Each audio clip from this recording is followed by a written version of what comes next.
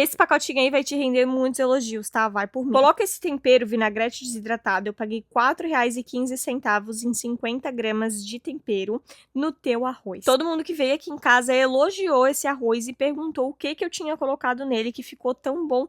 E esse é o segredo, amigas, vinagrete desidratado. Fica uma delícia e dá um tchan no seu arrozinho. Eu refogo ele junto com o alho e fica divino. Sério, testem aí na casa de vocês e me contem o que vocês acharam depois. Um beijo e já me siga para mais dicas. Tchau!